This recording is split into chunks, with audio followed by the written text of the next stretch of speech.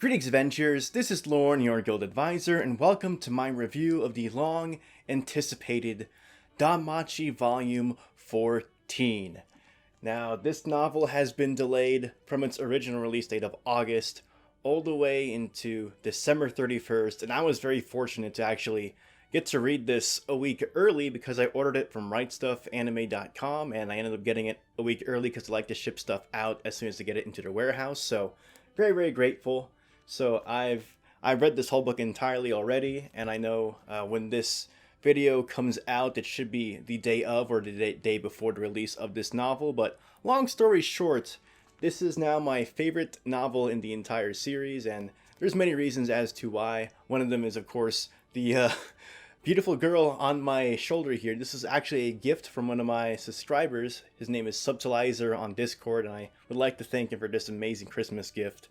This little tiny Ryu that he got when he was in Japan. So thank you very much for that, and thank you very much. We finally got Volume 14, and as you can tell by my tweet here, I enjoyed it very much, and I actually saw that it got liked by the author himself, Fujino Omori, and that means the world to me, that the author of my favorite series actually saw my tweet. I did at him, of course, because he recently made that account. He doesn't really do too much in social media, and he recently made that Twitter account in December.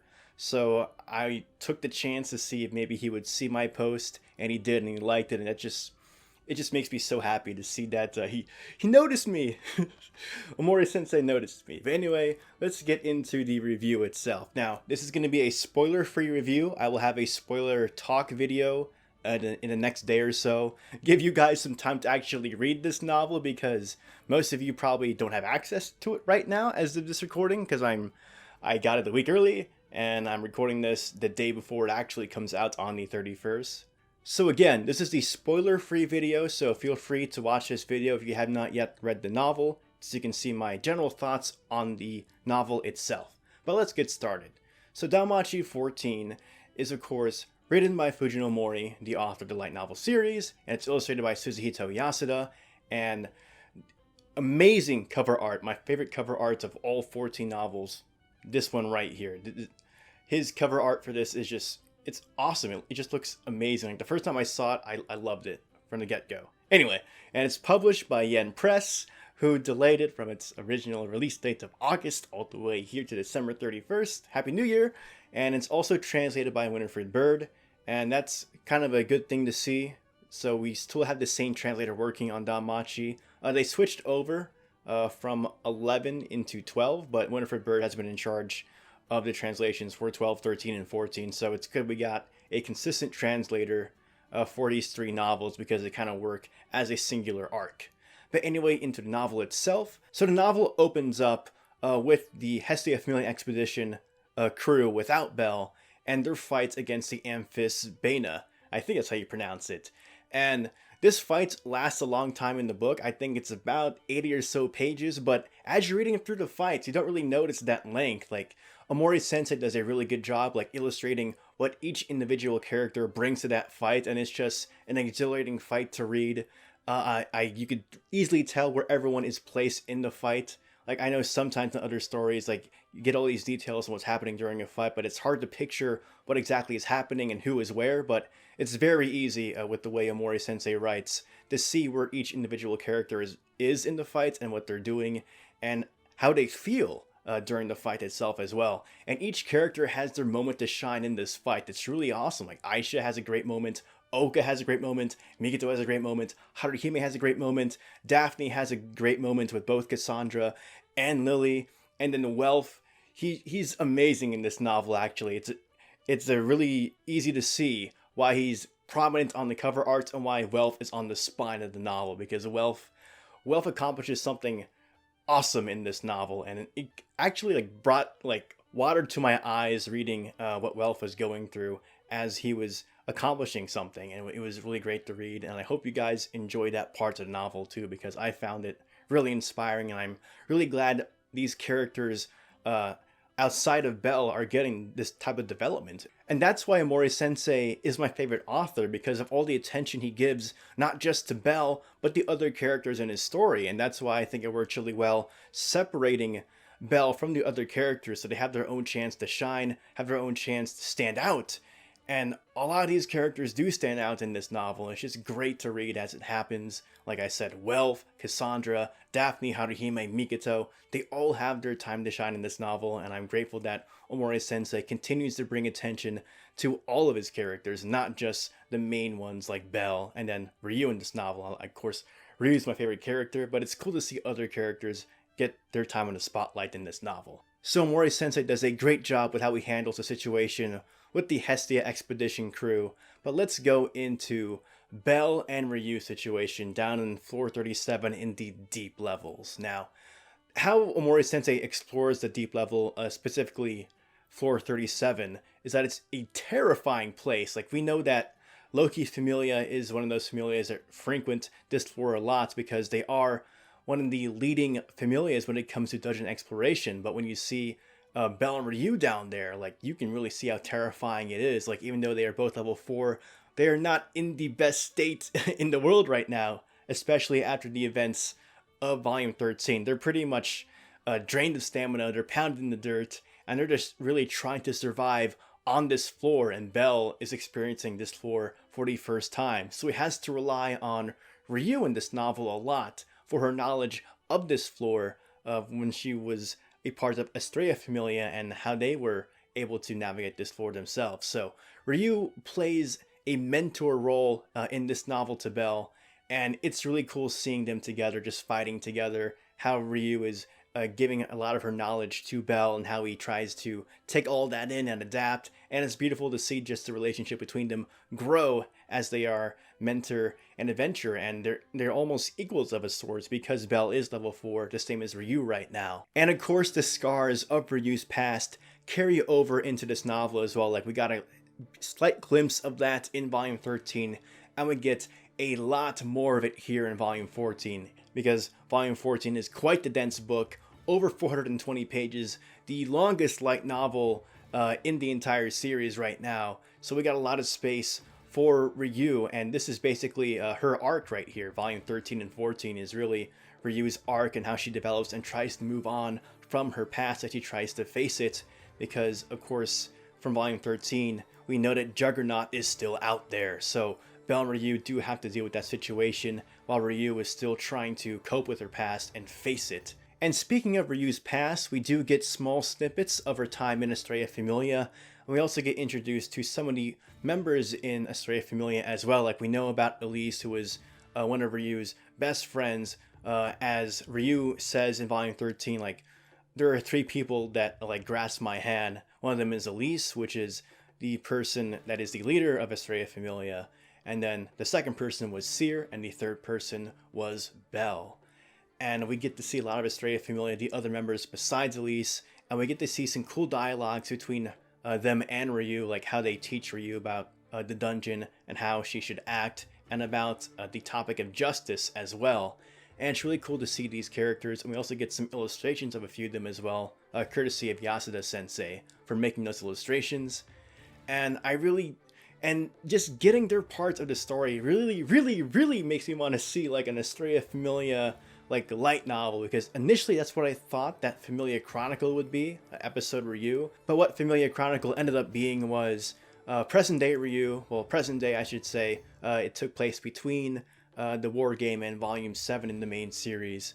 And we also got the second half of episode Ryu being how Ryu got into the pub, the Benevolent Mistress. So that was what I was kind of wanting to see with Hestia Familia in the Familia Chronicle, but I'm glad we got to see a bit of Hestia Familia here in Volume 14. It's really cool seeing those members and seeing the knowledge they passed on to Ryu, and we see how they affect Ryu in the present day, like how she is so knowledgeable about the dungeon, how she goes about things, and she also tries to instill that knowledge into Belle as part of her mentor role in this novel.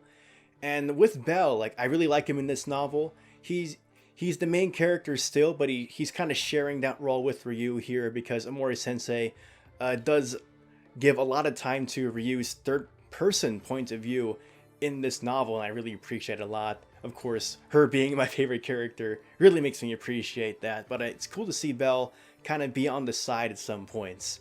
and their relationship, not just like as a mentor and pupil relationship, but their relationship like as friends, as equals, grows a lot in this novel as well. If you're a big Ryu and Belle shipper, you may be very excited to read this novel. Well, let's just say that.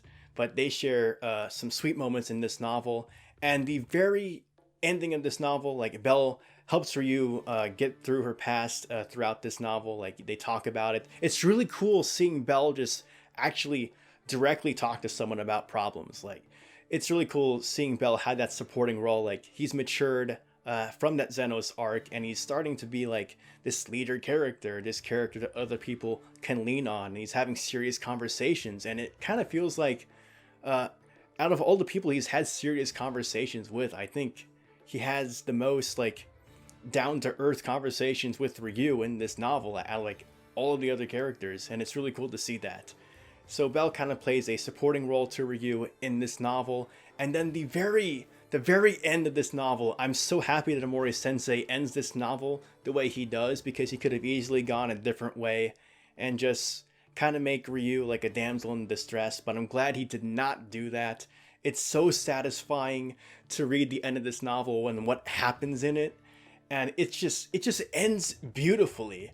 Like I was on the verge of tears, like just experiencing like this very ending of this novel. Like it's a beautiful thing to see, like the ending sequence during one of the final fights in this novel.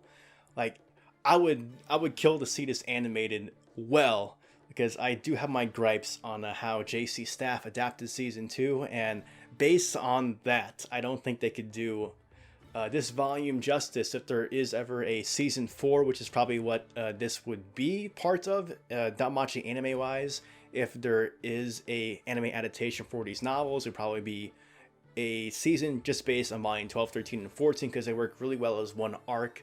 But again, the end of this novel is absolutely beautiful, and I wouldn't change a single thing about it. So all in all, guys, volume 14 is just a thrill to read through. Omori Sensei does a great job just giving the spotlight to each individual characters and how they go about their plight in this novel, because they were put down in the dumps in volume 13. Like things just kept getting worse and worse and worse, and it's just really cool to see how to get through this. Now, I do have some few minor complaints about the novel itself. Earlier in volume 13, we know that Lily sent a letter to Hestia for reinforcements, and we do get to see who those reinforcements are in this novel, and it's really cool to see those characters in this novel, but we don't really get to see too much of them. Like we see that they come down and that they're helping, but they really don't get too much screen time, so I'm a little bit sad about that. But given that this novel is already 420 pages, I can see why Omori Sensei would think like maybe that's a bit too much. Like we already have like 2 parts to this novel, one being the Hestia Expedition party without Belle, and then Belle and Ryu making up the remaining bulk of that 420 pages. So I understand that. Now there is like one big typo in this novel that really shouldn't be there, given how long Yen Press had to translate this novel, because originally it was supposed to release in August, and now we're here on the last days of December, and an error of this magnitude shouldn't be in this novel. But basically there's like some weird confusion on Oka's level. At one point it says Oka's level is 3, and then later on in the novel it like reinforces the fact that yes, it's level 2. So just editing error right there, and then there are a few typos here and there, but it's nothing that you wouldn't be able to like easily see like what that word is supposed to be. Or maybe like there was also like a missing L in Bell. But given the size of this novel, I can understand why there would be a few typos. But that Oka level thing, that's something that should not be in there. But again, volume 14 is easily my favorite installment in the series, and at the rate we're going, like Omori Sensei's writing has just been improving more and more. Like ever since volume 9, the volumes are only getting better and better and better and better. So I can't wait to see what Omori Sensei has planned for the rest of this series. We don't know when the next novel is supposed to come out. Like I've been checking that like every day, because volume 14 was delayed so much, and Yen Press has still not set a date for volume 15. Volume 15 released on June 14th in Japan, so that's something to take note of. So it released about 6 months ago, but given that there's no date yet, it's kind of worrisome, but I feel like Yen Press just doesn't want to put a date on there because of what happened with this novel. But the next DanMachi translated material will be Sword Oratoria Volume 11. That releases on February 18th.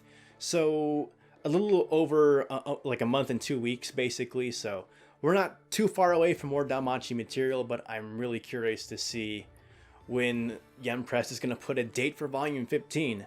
But anyway, guys, that was the spoiler-free review for Volume 14. Easily my favorite volume in the entire series.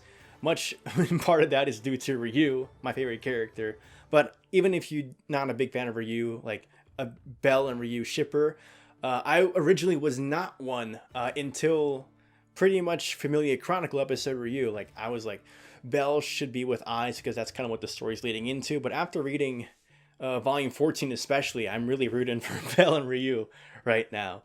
But anyway, guys, thank you so much for watching a spoiler-free review for Volume 14. It'll be a spoiler talk video in the coming days, probably in a day or two. It just depends on how busy I am during New Year's because it's a crazy time with family and friends.